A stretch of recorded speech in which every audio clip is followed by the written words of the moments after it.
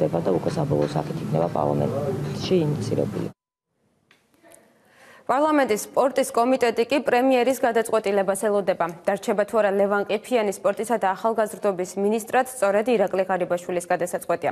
სპორტის კომიტეტმა ლევან ყიფიანს გასულ კვირას მოусმინა დეპუტატების თქმით, მინისტრმა კრიტიკულ კითხვებს პასუხები ვერ გასცა.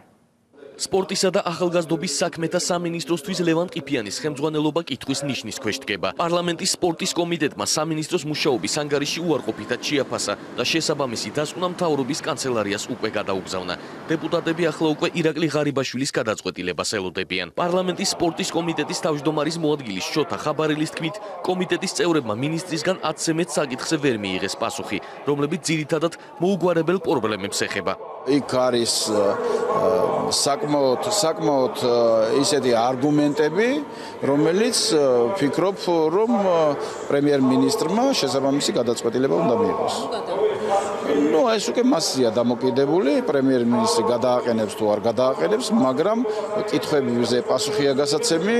სპორტისა და ახალგაზრდობის საქმეთა მინისტრისგან მეტის გაკეთებას ითხოვს პარლამენტის ახალი წევრი ლუკა კურტანიძე.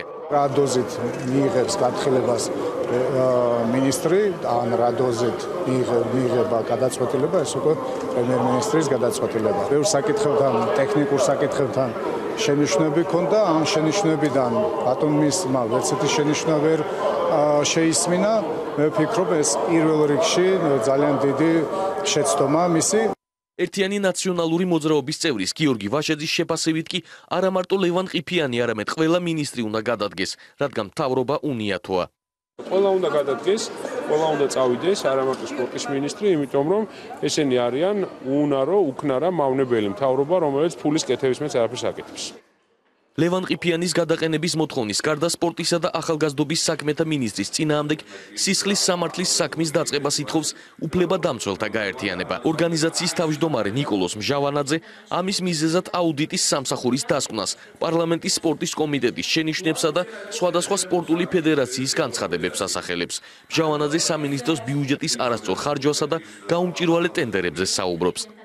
უნდა დადგეს სისხლის სამართლებრივი პასუხისმგებლობა, ვინაიდან თუ კი გაფლანგულია თანხები, თუ კი ის სამუშაოები, ინფრასტრუქტურული სამუშაოები, რომელიც ჩატარდა არ შეესაბამება იმ სტანდარტებს და ადგილი აქვს გარკვეულ თანხების გაფლანგვას, ეს პირდაპირ სამოხელეო დანაშაულია. ლევან ყიფიანი სასკოლო ოლიმპიადის გამო კახეთის რეგიონში იმყოფება და ტაბულან მასთან გასაუბრება ვერ მოახერხა. პარლამენტის სპორტის კომიტეტი ლევან ყიფიანს ღიად გასულ კვირას დაუპირისპირდა. სპორტის მინისტრს დეპუტატებმა დახურულ სხდომაზე მოусმინეს, სადაც მის მიმართ არაერთი კრიტიკული კითხვა დაისვა.